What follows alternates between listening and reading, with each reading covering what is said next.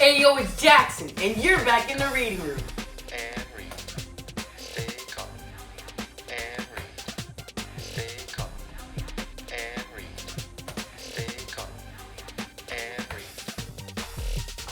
What's good, RR Squad? Welcome back to the reading room. We're back, locked in, and yeah, another certified banger on deck. Let's get into it. On the last episode, we left a lot of questions hanging in the air, but don't even stress it, because we're going to cover all of that. There's a lot going on in this episode, so make sure you pay attention and most importantly, lock in! While we've been away, Huck and Jim locked in as a solid duo, looking out for each other, moving smart, and staying one step ahead. Huck even disguises himself as a girl to gather intel on what's been said about his murder. Yeah, he's playing with fire. But here's where it really heats up. With Jim going missing and Huck being murdered around the same time, the town starts putting together the pieces, but the wrong ones. Yeah, things are getting real.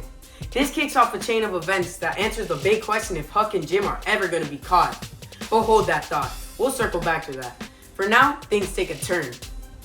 While escaping on a raft, Huck and Jim got separated.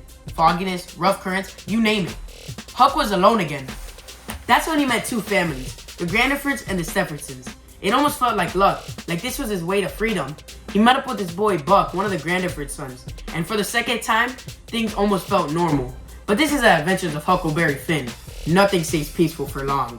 Turns out these families have been at it for generations and don't even know why, and that's how things escalate. A Grandiford girl and a Stefferson boy get close, like real close, and that sparks everything off. What I'm about to tell you next is like straight chaos, gunfire, ambushes, families tearing each other apart. And in the middle of it all, Buck gets killed. Yeah, that one hurts. Huck realizes this isn't his world and never was. So like anyone with common sense would do, he heads back to the river and reunites with Jim. Now, back at the river, Huck and Jim are working on their raft to lead them to freedom when they catch these two drifters, straight up con men. One claiming he's the King of England and one claiming he's the Duke of France. Yeah, immediate red flags. They slick talk them anyways, and now, before you know it, they're rolling together. These dudes wasted no time. They hit the town, scamming people, taking their money, claiming they're nobles, putting on fake shows, straight up hustling. And it was probably easier because they were making bread, like real bread. But Huck, he's changed. He doesn't feel it's right. He knows it's not right. The scamming, the lying, it just doesn't sit well with him. And when he starts to think for himself, that's when all the things start to crack. He doesn't want to be a part of that life anymore. But the more he pulls back, the more the tension builds. We've seen Huck go from survival mode to standing up for something. And I'm not gonna lie, freedom for Huck and Jim seems inevitable. The cons are back, this time faking family ties to steal a dead man's inheritance. But Huck sees through it. He and Jim step up to expose the operation.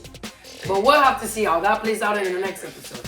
Will Huck and Jim finally be free, or will the scams ever stop? Make sure to like and follow, turn on those notifications. It's been Jaxon. We'll see you on the next episode of The Reading Room. Peace.